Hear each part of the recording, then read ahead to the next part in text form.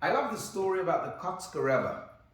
He once told his students that the difference between good and bad is equal to the distance between east and west. After he left the room, a debate began amongst the students. How does one measure this distance? Various calculations and geographical equations had been presented by the different students. But the Katz CWH came back and he told them, guys, you all missed the point.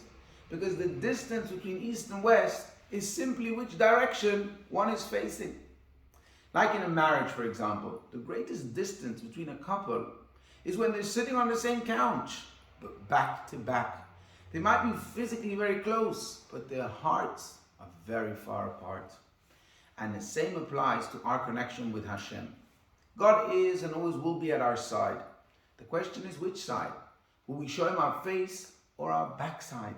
Will we give him a smile and a look of love, or will we show him our backs and give him a cold shoulder?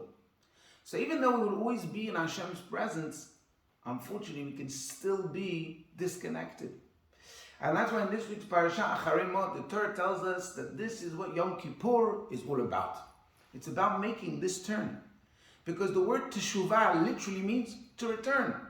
In this context, by the way, the concept of atonement, teshuvah, is actually not a daunting thing or difficult. It just requires us to turn back around to our loving Father and re-embrace. And the good news is that we don't need to wait until Yom Kippur to become one again. We can do it any time we decide to turn around. But you may ask, what will be the trigger? Why would a person just do a full 180-degree turn in the middle of one's life? And I think the answer is intimated in the name of the parsha, Achrei, after death.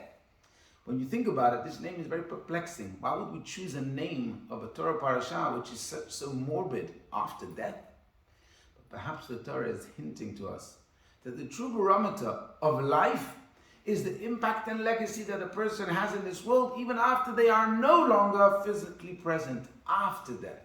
It's a gentle reminder that true achievement is judged by the lasting effect we have on others once we are no longer here.